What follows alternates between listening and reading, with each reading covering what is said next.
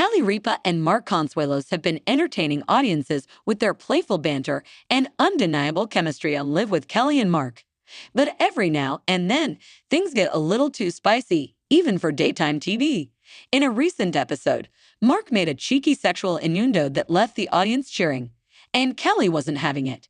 Today, we're diving into that hilarious moment when Kelly scolded the live audience, breaking down what happened, why it was so funny, and how it reflects the dynamic duo's unique relationship both on and off the screen. Mark Consuelos turned the tables, or rather, the light-up bed, on Kelly Ripa on Live with Kelly and Mark on Wednesday. Ripa recalled that she and her husband turned co-host were renting their own apartments when they first met, and people thought they were crazy when they each opted to keep their apartments after tying the knot. Now this is normal, like a lot of people do this now, she explained. But when we first got married, we did not give up our apartments.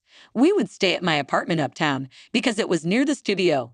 We called his place the Country Estate downtown on the Lower East Side because it seemed like action-packed.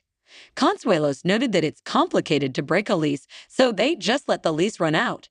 Eventually, Consuelos said he would love to return to his old residence and see how tiny it is now. However, Ripa remembered his apartment being enormous as the two highlighted the spiral staircase he had leading up to his bedroom. He also had a bed that lit up, which we won't even discuss, Ripa shared. While Consuelos argued that one of their castmates gave him the bed frame and that the lights didn't work, Ripa insisted that the lights did in fact work when she was there. You had the bulb replaced when I was there, she teased. Consuelos quipped, "Sweetie, you saw lights, but those weren't the ones on the bed." After Consuelos earned some hoots and hollers from the studio audience, Ripa urged, "Do not cheer for that." Consuelos then sang, "Blinded by the Light." Bob Iger on finding his successor and running for president.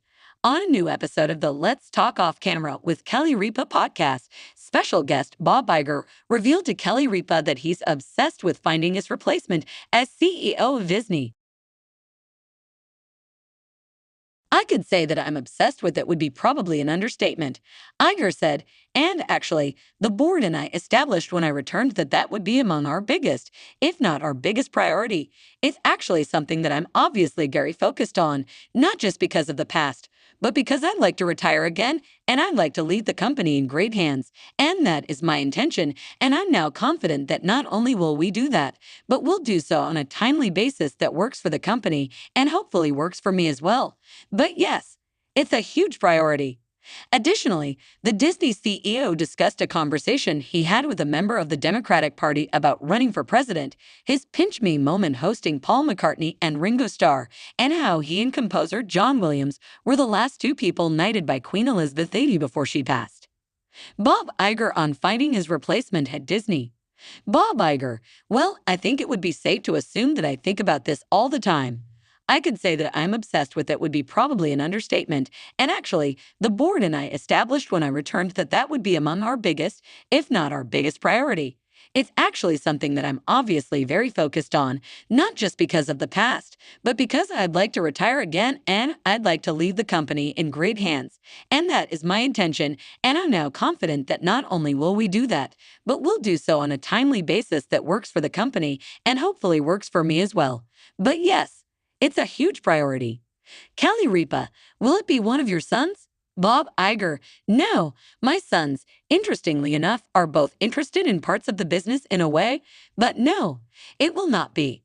Bob Iger on his wife's response to him running for president. Kelly Ripa, "And what did Willow say the second time around? Was she more on board the second time?" Bob Iger, "I would say on board would be a bit of an overstatement, but not." Kelly Ripa, "Not threatening divorce." Bob Iger, "No, not opposed in the sense that I think the way she said it is when I married you, I give you my vows, for better or for worse. For whatever richer or for poor. I guess it would have become poorer." Kelly Ripa, right, a lot poorer." Bob Iger, "Yes, but it was along the lines of, look, I married you and I owe it to you to support your various endeavors and dreams. And I wouldn't say she was fully supportive, but she was not going to fight me." Kelly Ripa, "She would have made an incredible first lady, don't you think?" Bob Iger, "Yeah. Well, look, I'm very biased." Kelly Ripa, she's so accomplished in her own right. Bob Iger, yes, yes. It's funny because one of the people that I met with at the time shall be nameless, but consider them a powerful member of the Democratic Party at the time. Kelly Ripa, Bill Clinton, Bob Iger, not gonna say. He said to me, "You should run for president." And I said, "Tell me why." And his first words out of his mouth were, "Well, you really look the part." I said, "Give me a break. That's not enough." Kelly Ripa, it's Bill Clinton, Bob Iger, and he said, "And your wife really looks the part." Kelly Ripa, it's definitely Clinton. Bob Iger, it was not. I've never discussed running for president with Bill Clinton. Kelly Ripa, was it Hillary Clinton? Bob Iger, you don't even get 10 guesses. Kelly Ripa, I don't get 10 guesses. This is my podcast. Please don't forget to like, comment, share, and subscribe to my YouTube channel, Jaxcey N24. Thank you for watching.